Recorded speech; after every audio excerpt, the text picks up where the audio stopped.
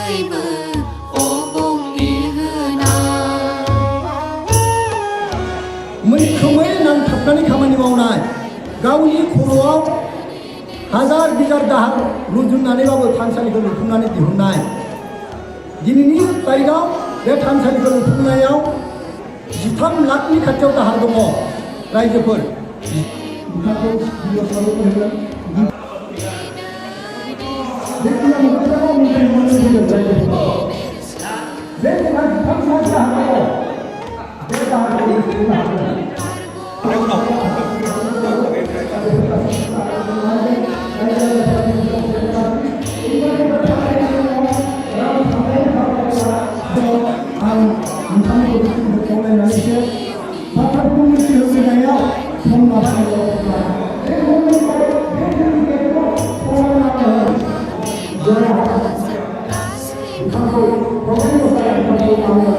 Yeah.